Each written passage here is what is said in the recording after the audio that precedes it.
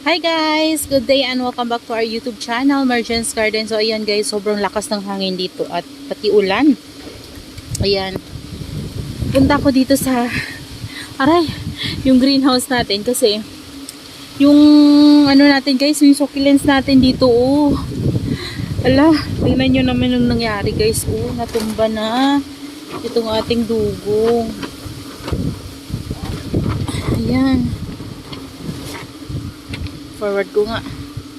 Yan, basang-basa sila dito guys. And kahapon, umulan talaga dito. Tapos uminit naman ng konti. Pero ano pa rin talaga, mas mahawa pa rin yung ulan-ulan tsaka magkulimlim. And sobrang lakas talaga guys ng hangin dito. Ngayon, tingnan nyo guys. Grabe. OMG. Ayan, tapos ito, nilabas ko tong mga succulents natin na to na malalaki kasi gusto ko silang maulanan kasi sobrang tuyo talaga para hindi na ako magdidilig. Ayan, buti na lang yung mga nandito natin, hindi bumigay. Pero yung net doon guys, natanggal yan sa ilalim. Kailangan isabit ulit yan. Ayan kalat na tong ano natin. Grabe guys, sobrang lakas ng hangin dito. Ayan. Ayan, sobrang lakas.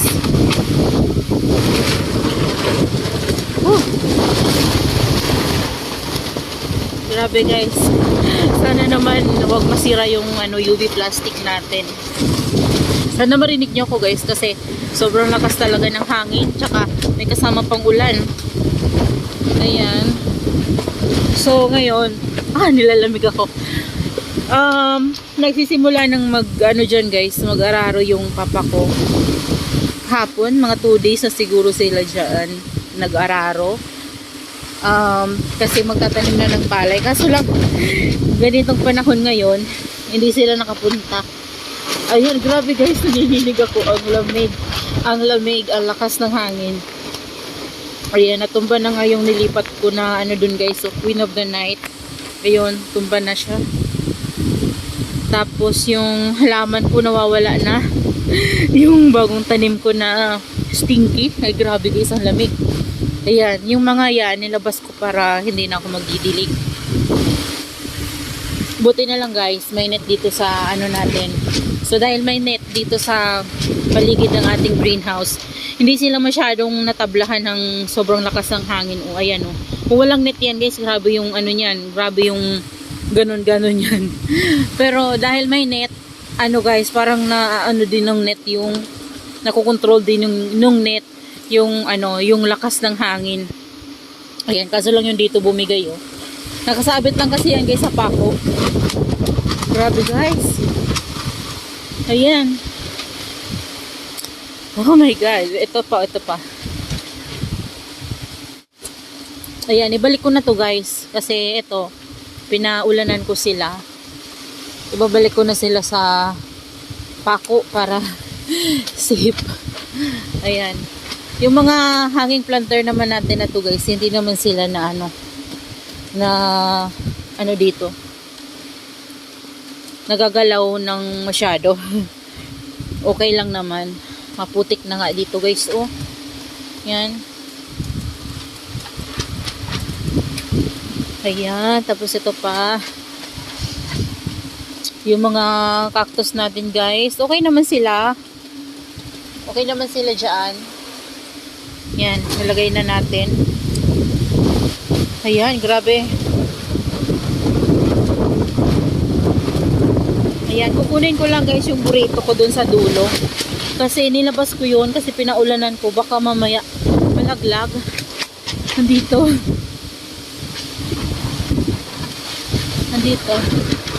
Ayan, ito. Ayan. Oh my god. Grabe. Dito ko na lang muna siya. Ayan. Ayan, parang na siya. Hindi na siya dehydrated. Malusog na. Ito naman. Okay naman sila guys. Ayun na yung propagation natin guys. So, naulanan na siya dyan banda. Tapos ito yung isa. Grabe guys, ang lakas ng hangin. And ibabalik ko na guys yung ano natin, yung nilabas natin ng mga succulents kasi kakahapon pa yan. So naulan na sila magdamag kahapon, tapos magdamag patas ngayon pa. Anong oras na ngayon? Siguro mga 9 na guys. So ipapasok ko na yan sila dito sa loob ng ating greenhouse at ibabalik ko yung net sa likod para hindi makapasok yung aso dito guys. Ayan, papakita ko na lang sa inyo guys later pag tapos na tayong magpasok ng mga ano na to guys, oh, malalaking ano natin, pots. Ayan. So later na lang guys. Na guys, naibalik na natin yung mga succulents natin dito sa lagayan nila. Ayan. At naibalik ko na rin yung net sa likod kasi ito grabe oh. Grabe guys, grabe yung hangin talaga dito, sobrang lakas. Ayan. Sana hindi maano tong ano natin, UV. So, na ano na nga siya dito sa taas guys. So, na ano ba tawag dyan? Napunta na siya dito sa gitna. So, dapat doon yan sa dulo. Ayan. Pero maayos naman yan guys na UV natin. Kasi naka ano lang naman yan dyan sa taas. So, buti na lang hindi siya napano. Ayan. So, malakas pa rin yung hangin. So, sana tumila na guys yung ulan at yung hangin rin. Kumalma na para grabe guys, kawawa yung mga halaman natin kapag natumba sila. So buti na lang medyo mababa yung impact ng ano guys, nung hangin kapag dito sa loob ng greenhouse kasi naano sila ng net paikot. Yan, so yung dun lang talaga sa taas guys, grabe yung hangin, sobrang lakas. Ayan, at maingay yung ano dito guys, yung mga palaka. Ayan, natubigan kasi sila guys. So, yan na lang muna guys yung ma-share ko sa inyo. Yan, binalik ko lang yung mga succulents at update na rin guys sa panahon natin ngayon. Yung mga succulents natin na nasa ulanan pala ay ano, papakita ko sa inyo. Yan, maputik dito pero lalabas tayo at umuulan pa rin guys. Yan, yung banana natin, naulanan dyan guys. Yung string of hearts natin na variegated and non-variegated, ayan.